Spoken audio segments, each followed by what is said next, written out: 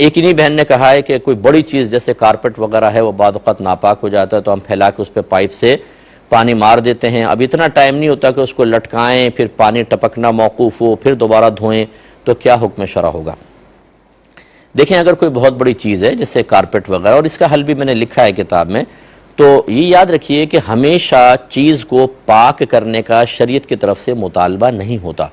ये वहीं होता है कि जहाँ पे आपने वहाँ फ़र्ज़ कर ले नमाज पढ़नी है, या बार बार वहाँ गीला हाथ या पैर पड़ेगा और उसको नजासत के साथ मिलकर आपको उल्टा नापाक कर देगा, वहाँ मुतालबा शरअ होता है। लेकिन अगर जैसे बड़े कारपेट पे बच्चे ने पेशाब कर दिया, अब उसको उठाना, उसको धोना वाकई एक आजमाइश है, तो आप यूँ कर सकते हैं कि उसके ऊपर पहले वो उसको किस तरह सक वगैरह कर लें कपड़े से या किसी चीज़ से, इसके बाद उस पर वो आप पाउडर वगैरह डालकर अच्छी तरह मल के उसको धो लें। यानी धोने से मुराद उसको अच्छी तरह पानी में डालें और वो कपड़े से सक कर लें। अब ये शरई लिहाज से पाक तो नहीं होगा, लेकिन स्मेल दूर हो गई, ठीक है ना, पहली बात ये।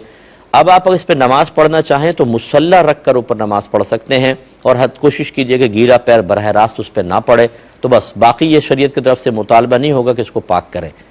हाँ, अगर ऐसा ही है कि आपने उसी जगह नमाज पढ़नी है, बार बार पाँव पड़ेगा, तो फिर आपको करना चाहिए, वरना इस तकल्लुफ़ात में आप ना पढ़ें, इसकी गुंजाइश निकलती है। अब अगर फ़र्ज़ कर लें आप करते हैं और आप समझते हैं कि इसको पाक करना ही होगा, तो फिर आप ये करें कि आप उसको बिछाकर किसी जगह पर और उस पर पानी से पाइप से पानी वगैरह डालें, और इतना डालते रहें कि आपको इत्मीनान हो जाए कि पानी नजासत को अपने साथ बहाकर ले गया, तो ये पाक हो जाएगा। वरना तीसरा वही है जो आपने कहा, या एक चौथा भी ऑप्शन है कि इसको धोबी को दे दें